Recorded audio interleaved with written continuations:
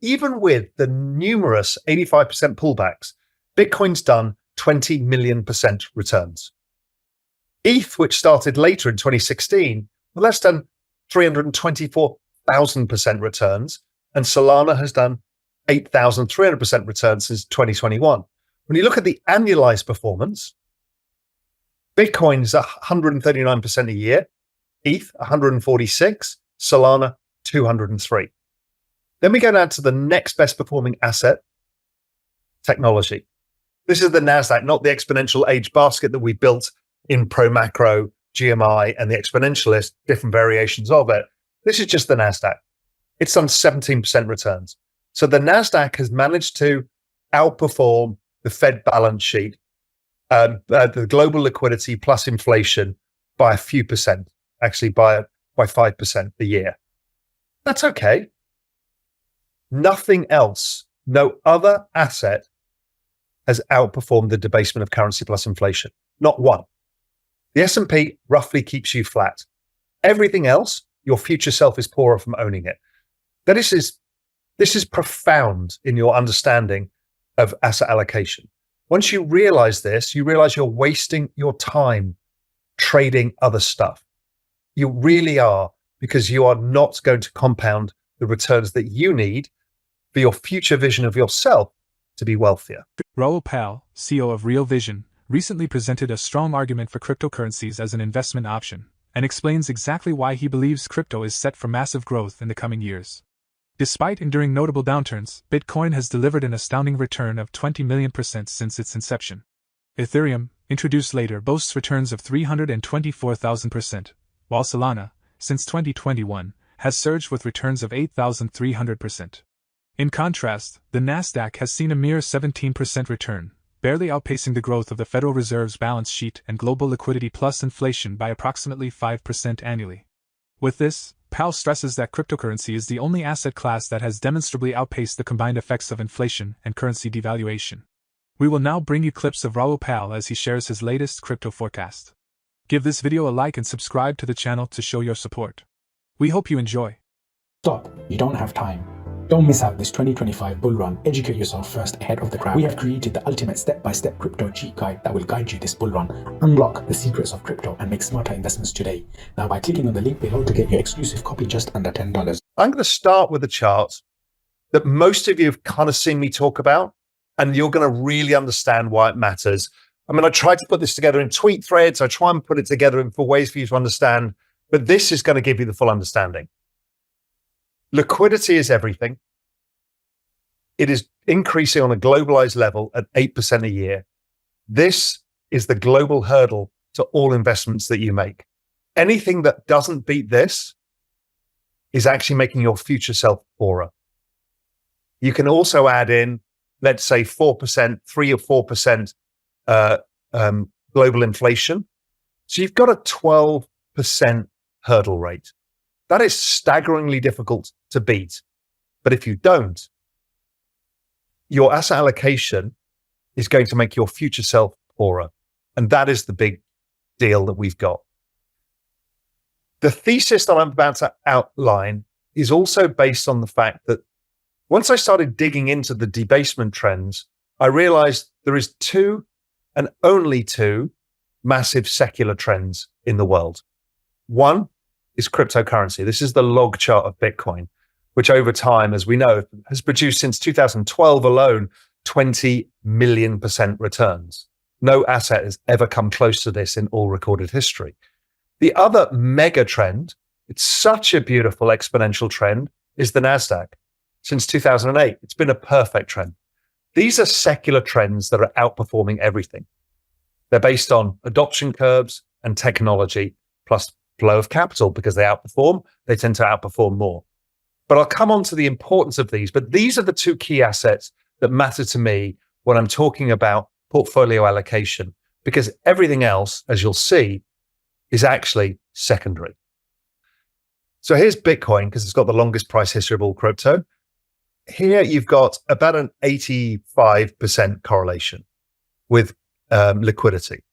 Why is it not high? People think, well, this is all just a liquidity thing. No, it's liquidity plus technological adoption. And that technological adoption is what drives the outperformance, which lowers the correlation. But it's, again, staggeringly high correlation. Liquidity is everything. It's something I've tried to get across. The everything code is the understanding that liquidity is everything. It's there for a reason. All the governments and central banks understand that reason, which is we can't have a debt crisis. If you debase currency, you can't also have a stock market crash where the main market is down 50, 60%, because all you need to do is debase the currency and by magic, the market goes up. You guys can all remember what happened in 2020.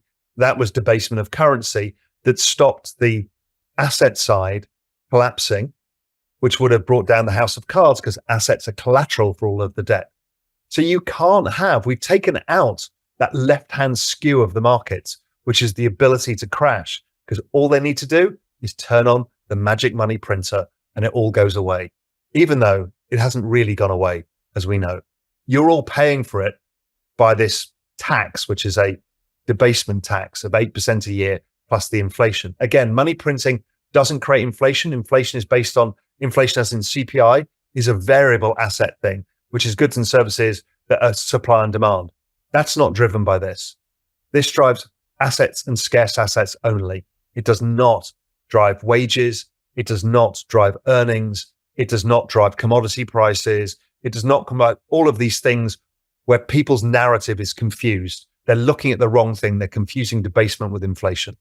And this is where it gets bananas, which is a word you'll hear us use a few times. It's so arrogant and stupid to think that you can just simply break it down from here's a 4-year cycle and it breaks down to simple 4 years, but it does. And it has done since 2008. And what you've got here in this kind of overly colorful thing is, you've heard me talk about this, macro spring in green. That's when the economy starts thawing because liquidity is starting to rise. Then summer comes and liquidity starts really moving. And then fall is when you really often get a large injection of liquidity before eventually we go into winter, which is the blue, and liquidity shrinks as the central banks pull liquidity out of the market to try and cool inflation and the economy overall. And they've been doing it perfectly. These debt cycles also happen to be the US presidential election cycle, because it so happened that 2008 was the presidential election cycle year. It's also the same as the Bitcoin halving cycle, because Bitcoin was 2008. So we've got one mega cycle that rules it all. It's the most powerful cycle we've ever had.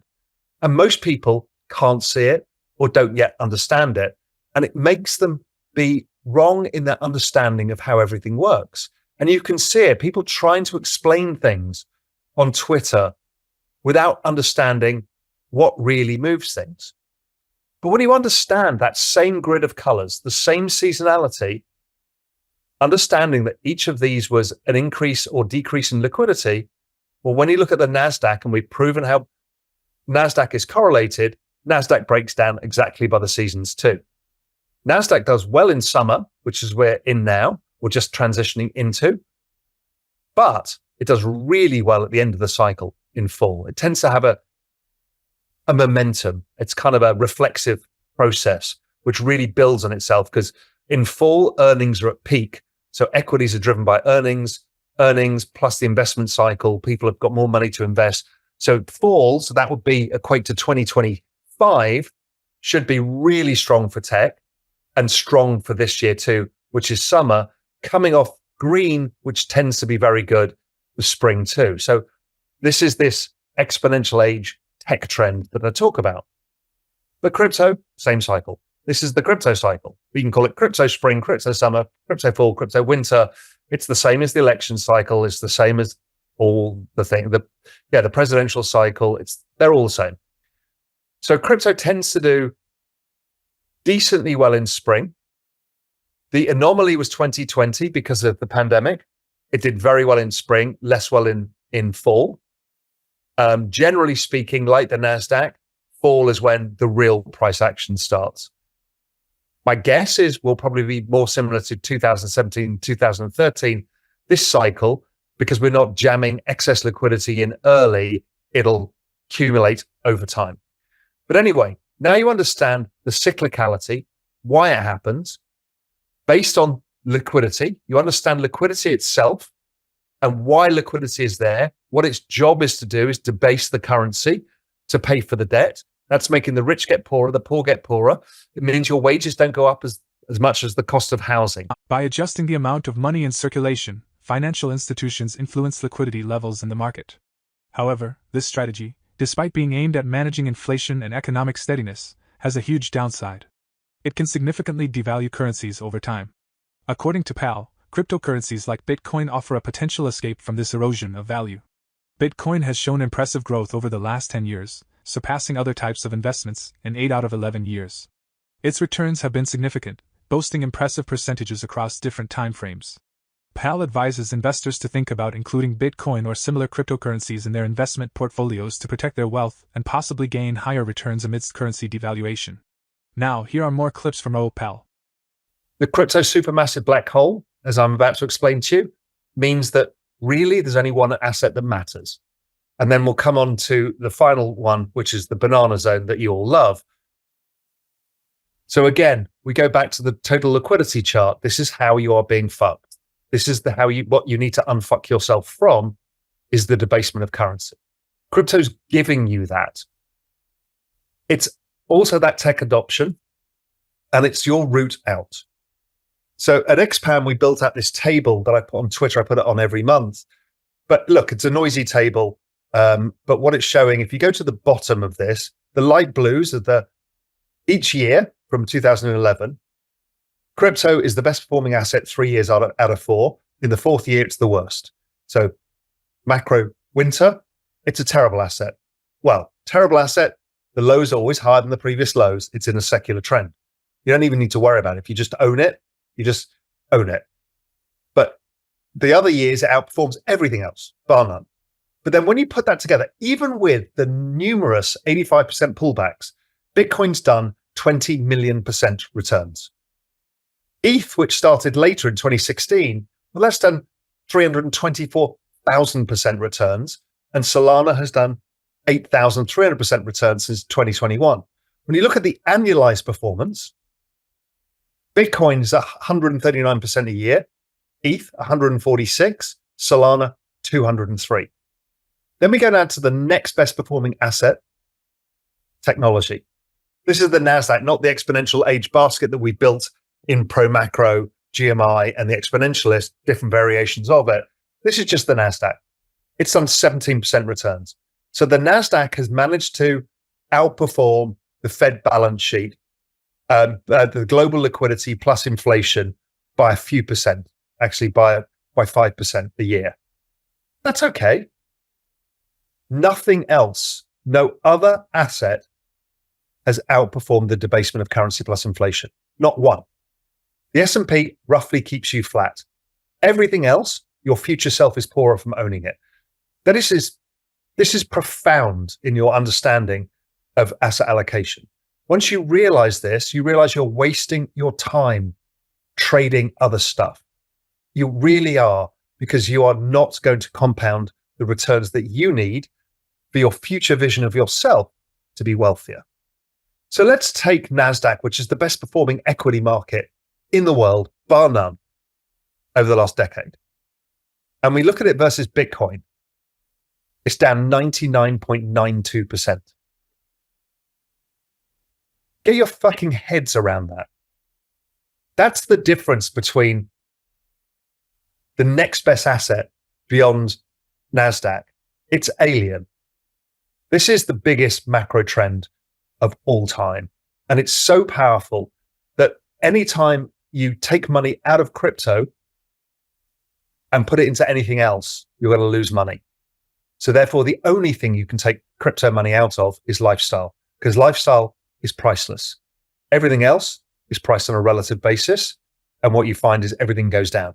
It's why a lot of people in crypto hold out to buy property until they're ready to, because property gets cheaper if your denominating currency is Bitcoin or another crypto. What are your thoughts on how the rising adoption of cryptocurrencies will affect traditional financial systems going forward? Do you believe it could eventually lead to the phasing out of fiat currencies altogether? Feel free to share your thoughts in the comments below. If you found today's video helpful and would like to stay updated on cryptocurrency and global finance, please consider giving us a like, subscribing to our channel, and turning on post notifications for your daily dose of crypto news. Thank you for watching, and we look forward to seeing you in the next video. For more Daily Dose Crypto news, check out these 2 awesome videos on your screen. Click now and we will see you on the next video.